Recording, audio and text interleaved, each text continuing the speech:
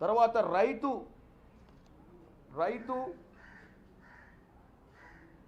పంట బీమా 1300 కోట్లు, రైతు బీమా పంట బీమా ఒకటి, రైతు బీమా ఒకటి, రైతు బీమా 1455 కోట్లు. ఇక పోతే ఫ్రీ ఎలక్ట్రిసిటీ రైతులకు ఉచిత విద్యుత్ ద్వారా 10,444 కోట్లు ఇవాళ ప్రభుత్వం ఖర్చు పెట్టడం జరిగింది. సన్న వడ్ల కోసం 500 రూపాయలు, సన్న వడ్ల కోసం 500 రూపాయలు ఏదైతే రైతులకు ఇస్తున్నామో అది 1,080 కోట్లు అవుతుంది. 10,000 రూపాయలు ఈ మధ్యకాలంలో ఫ్లడ్ రిలీఫ్ అంటే వరదలు వచ్చినప్పుడు ప్రభుత్వం చేసిన దానికి 95.38 కోట్లు. హార్టికల్చర్ డెవలప్ చేయాలి, ఆయిల్ ఫార్మింగ్ అంటే ఫామ్ ఆయిల్ కల్టివేషన్ కోసం పెట్టిన ఖర్చు 277 కోట్లు.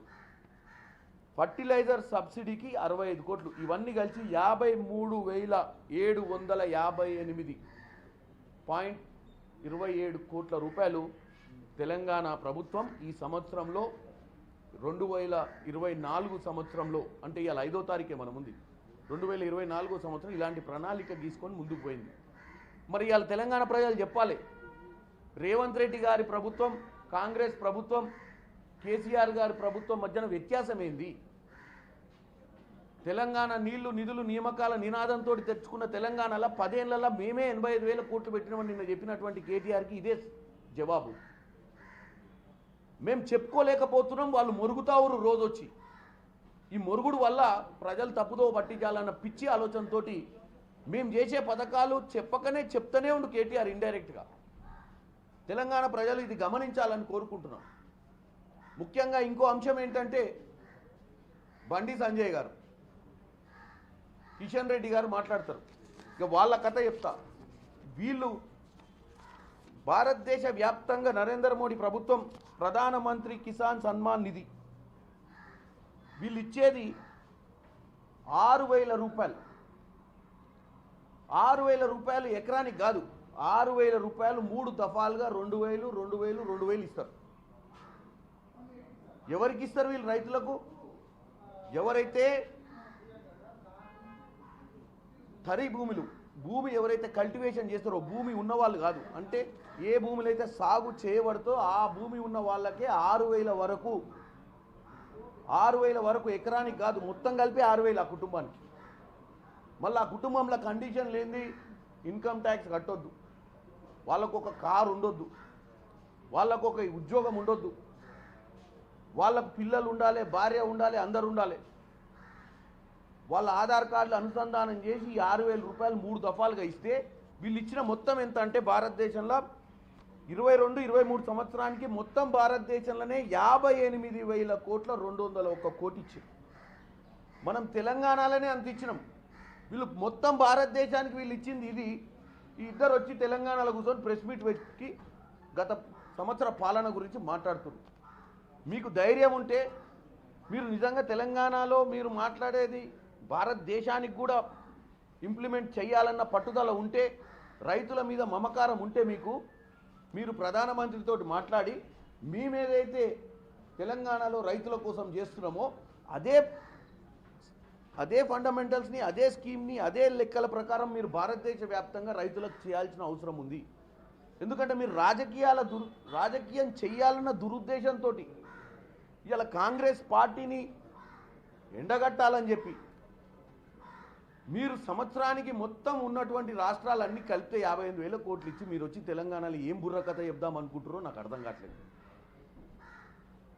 మనకు తెలిసి 7 లక్షల కోట్లు అయింది, నెలకు 6,000 కోట్లు మనం మిత్తియే కడుతున్నాం. అయినా కూడా ఎట్టి పరిస్థితుల తెలంగాణ ప్రజలకు ఇచ్చిన మాటను నిలబెట్టుకోవాలన్న ఒక తాపత్రయంతో ముఖ్యమంత్రి రేవంత్ రెడ్డి గారు ఏదో ఒకటి చేసే ప్రయత్నం చేస్తుంది, గమనించాలని తెలంగాణ ప్రజల్ని కోరుకుంటున్నాను. ఈ రాజకీయ నాయకులు 24 గంటలు ఏదో ఒకటి చెప్తారు, వినండి, వాస్తవాలు తెలుసుకోండి. అందుకే నేను ఈ 2 పార్టీల వాస్తవాలు మీకు చెప్తున్నాను. ఒక ఆయన 10 ఏళ్లలో 85,000 కోట్లు ఇచ్చి నేను గొప్పోనని చెప్పుకుంటుండు. భారతదేశ వ్యాప్తంగా కూడా 58,000 కోట్లు ఇచ్చినటువంటి 58,000 కోట్లు ఇచ్చినటువంటి బీజేపీ వాళ్ళు ఒక్క రాష్ట్రంలో 50,000 పైచిలకు కోట్లు ఇచ్చినటువంటి కాంగ్రెస్ పార్టీని ఎండగట్టే ప్రయత్నం చేస్తున్నారు. వాళ్ళు వాళ్ళు వాళ్ళు వాళ్ళ స్కీమ్లో వాళ్ళు అమర్చిన విధానాన్ని మనం అమర్చి ఉంటే ఈరోజు ఇంత ఇంత డబ్బు ఖర్చు అయ్యేది కాదు. మనం ఈరోజు ఏ ల్యాండ్ అయినా కల్టివేషన్ చేస్తే పడని భూమి, రియల్ ఎస్టేట్లు ఆల్రెడీ నాలా కన్వర్షన్ అయిన భూములు, వ్యాపారం చేసుకోబడుతున్న భూములు, వ్యవసాయం చేయని భూములు అన్నింటినీ తీస్తే ఇవాళ 20,000 కోట్లు తెలంగాణలో ఖర్చు జరిగింది. ఎందుకు జరిగింది అది చెప్పరు కేటీఆర్ గారు, అది చెప్పరు మీరు. ఎందుకంటే అది చెప్తే తెలంగాణ ప్రజలు మనకు ఉమ్మేస్తారు మన మీద. 20,000 కోట్లు ఎవనప్ప సొమ్ము అని చెప్పి మీరు ఆ రోజు రియల్ ఎస్టేట్ భూములకు, రోడ్లకు, బిల్డింగ్లకు, పడవడ్డ భూములకు ఇచ్చిర్రు చెప్పండి. దేనికి ఇచ్చిర్రు? మీ మిత్రులా వాళ్ళు? ఇలా చిత్తశుద్ధితోటి రైతు అనే ఒక వ్యక్తికే న్యాయం జరగాలి, మన కాడ అంత డబ్బు లేకున్నా రైతు అనే వ్యక్తికే న్యాయం జరగాలని చేస్తే మీరు చెప్పింది ఎంత, మీరు ఇచ్చేది ఎంత, మీరు అది ఇచ్చిర్రా, మీరెంత ఇచ్చిర్రు చూడండి. మిగులు రాష్ట్రంలో మీరు అధికారంలోకి వచ్చి 10 ఏళ్లలో 7 లక్షల కోట్లు అప్పు చేసి మీరు రైతులకు చేసింది 85,000 కోట్ల. మరి మిగతా డబ్బంతా ఎవరి మీద ఖర్చు పెట్టిర్రు? కాళేశ్వరం మీద పెట్టిర్రా? మొత్తం కాళేశ్వరం మీద పెట్టిన పెట్టుబడి రైతుల మీద పెట్టలే 10 ఏళ్లలో. మీరు రైతు పక్షపాతి ప్రభుత్వం ఇది. వరేస్తే ఉరి అన్న మీరు ఇవాళ మాకు చెప్తుర్రా ముచ్చట. వరి వేయొద్దని చెప్పి నిబంధనలు పెట్టి రైతులను భ్రాంతులు చేసిన మీరు ఇవాళ మాకు నిబంధనలు చెప్తుర్రా? ఈ ప్రభుత్వానికి చిత్తశుద్ధి ఉంది. ఇంకా 4 ఏళ్ళు ముందుకు పోవాల్సిన అవసరం ఉంది. ఈ 4 ఏళ్లలో మేమేదైనా మొదటి సంవత్సరంలో చేయలేని ఉంటే క్షమించాలని కూడా కోరుకుంటున్నాం. ఎందుకంటే ఇది కావడానికి కారణం కూడా గత ప్రభుత్వ పాలనని. మేము అధికారంలోకి రాకముందు, సెక్రటేరియట్ పోకముందు ఎన్ని కోట్లు అప్పు చేసిరో కూడా తెలియని దరిద్ర పాలన వాళ్ళు చేసింది. చీకటి జీవోలు ఇచ్చి 1000 కోట్లు దండుకొని పోయారు. ఇవాళ నిన్ను ఎంక్వైరీకి పిలిస్తే 55 కోట్లు అప్పడంగా నీ అయ్యా సొత్తు అని చెప్పి అకౌంట్లోకి వెళ్ళి ట్రాన్స్ఫర్ చేసినందుకు నిన్ను ఈడీ వాళ్ళు పిలిపిస్తే ఈ డ్రామాలా? నన్ను పిలిస్తే లబో దిబో అని ఆడదాని లెక్క ఏడుస్తున్నావు రోడ్డు మీద పడి. నన్ను లోపల పిలుస్తుర్రు, నన్ను గేట్ కాడ ఆపుతుర్రు, నన్ను గిచ్చుతుర్రు, నన్ను కొరుకుతుర్రు, నా అంగి గుంజుతుర్రు. ఆ మాటలు మాట్లాడేది? మా మొగోళ్ళ లెక్క తొడగొట్టినావు కదా, జైలుకు పోతా భలే తీట ఉన్నోళ్ళ లెక్క. నేను ఒక్కటే చెప్తున్నా, మాటలు మాట్లాడటం కాదు, చేతలలో చూపి పిలిచినప్పుడు ఎంక్వైరీకి పోవాలి. ఎందుకంటే నువ్వు చేసింది ఏం పతివత పని కాదు. 55,000 కోట్లు పబ్లిక్ పైసలు నువ్వు చెయ్యాలంటే అది క్యాబినెట్ మీటింగ్ ఆమోదం ఉండాలి. దానికి ఒక ముఖ్యమంత్రి చైర్మన్ ఉంటాడు, హెచ్ఎండిఏకు. ముఖ్యమంత్రి చైర్మన్ గారు అనుమతి, మిగతా మంత్రులతో చెప్పి చేయాల్సిన పని నువ్వు చెప్పకుండా చేయకుండా ఇక జీవితాంతం మేమే ఉంటాం అధికారంలో. ఇక లెక్కలు చూపించాల్సిన అవసరమే లేదు. తెలంగాణను ఇష్టం ఉన్నట్టు దోసుకోవచ్చు. తెలంగాణను కిరాణా షాప్ నడిపినట్టు గల్లెపెట్ట ముందు కూర్చొని గల్లెపెట్ట ఓపెన్ చేసి ఎవరికి ఇవ్వాల్సిన పైసలు వాళ్ళకి ఇచ్చుకుంటా ఓ కిరాణా షాప్ నడిపినావు, కాగితాలు లేకుండా. నువ్వా మాకు చెప్పేది? మా మంత్రులు రోజు కలిసి కూర్చుంటారు. ఇక పోతే చిల్లర సోషల్ మీడియాలో కూర్చున్న మంత్రులు లేవలేదంటాడు ముఖ్యమంత్రి గారు వస్తే. అరే ముఖ్యమంత్రి ఆయన నిజాం నవాబు కాదు. వచ్చి రాగానే కాళ్ళకు దండాలు పెట్టడానికి అందరు లేచి మంత్రులు, ఎమ్మెల్యేలు మీ అయ్య కట్ట పెట్టించుకునే అలవాటు ఉండే. రేవంత్ రెడ్డి ఒక సామాన్య కుటుంబం నుంచి వచ్చిన వ్యక్తి. ఆయనకు వాళ్ళు సహచరులు మంత్రులు, వాళ్ళను కూడా ముఖ్యమంత్రి స్థాయిగానే ఆలోచించుకుంటాడు ఆయన. మీ లెక్క మంత్రులు అంటే ఇంటికాడ చెప్రాసులు లెక్క కాదు. ఇలా మీ ప్రభుత్వాన్ని తరిమి కొట్టడానికి కారణం కూడా మీ మంత్రులు, మీ ఎమ్మెల్యేలు. వాళ్ళ ఆత్మగౌరవాన్ని మీరు తాకట్టు పెట్టిరు. ఇవాళ మనుషులకు కావాల్సిన ఆత్మగౌరవం. ఇవాళ మా మంత్రులకు లేచి నిలబడాల్సిన అవసరం లేదు. లోపల మర్యాద ఉంటే చాలు, పనిచేయాలన్న చిత్తశుద్ధి ఉంటే చాలు. నీ దరిద్రపు సోషల్ మీడియాలో ఈ వీడియోస్ అన్నీ రిలీజ్ చేయించి ముఖ్యమంత్రి మీద మర్యాద లేదు. ఎవరో ఏదో సందర్భంలో ఏదో సభలల్లా ముఖ్యమంత్రి గారి పేరు మర్చిపోయారు. ఎవరో సినిమా యాక్టర్ ముఖ్యమంత్రి గారి పేరు మర్చిపోయాడు. ఇవన్నీ చూస్తుంటే నువ్వే చేయిస్తున్నావు అయింది అనిపిస్తుంది. ఏదో విధంగా ముఖ్యమంత్రిని డిమోరలైజ్ చేయాలని, ముఖ్యమంత్రిని ఏదో విధంగా తెలంగాణ ప్రజల ముందు చిన్నతనం చేయాలన్న పిచ్చి ఆలోచనతో నువ్వు చేస్తున్నట్టు అనిపిస్తుంది. ఎవడా తెలుగు మాసభలు పెట్టినోనికి బుద్ధి లేదా? యాంకర్ అనేటోడికి చదువు రాదా? యాంకరింగ్ చేసే వాళ్ళకు తెలుగు రాష్ట్రాలలో ముఖ్యమంత్రి తెలియనోడు యాంకర్ కూడా అవుతాడా? ఇవాళ మనం చిన్న దాంట్లోనే ఇట్లా కాగితం రాసుకొని వచ్చి చదువుతున్నాం. ఒక ఎంపీ గుండి నేను ఒక యాంకర్, ఒక ముఖ్యమంత్రి వచ్చినప్పుడు ఏ ముఖ్యమంత్రి వచ్చిందో తెలియకుండా చదువుతాడా? దీని వెనక ఏదో కుట్ర ఉందని నాకు అనిపిస్తుంది. కేవలం రేవంత్ రెడ్డి గారిని చిన్న చూపు చూపించాలని, రేవంత్ రెడ్డి గారు చేసేటువంటి బ్రహ్మాండమైన కార్యక్రమాలను తిప్పికొట్టే ప్రయత్నంలో విఫలం కావడంతో ఇలాంటి చిల్లర ఆలోచనలు వచ్చేటువంటి వ్యక్తి ముఖ్యంగా కేటీఆర్ లాంటి వానికి ఇట్లాంటి చిల్లర ఆలోచనలు వస్తాయి. ఎందుకంటే ఏదైనా జరగకముందు ఆడ జరిగిందో లేదో 2 సెకండ్లలో మొత్తం లక్షల మందికి దోషిండు. అబ్బా చూడు చక్కదనం అని. తెలంగాణ ప్రజలు అర్థం చేసుకోవాలి. మీలో ఒక సామాన్య మనిషికి వచ్చినటువంటి ముఖ్యమంత్రిని మీకోసం అహర్నిశలు గత 12 నెలల్లో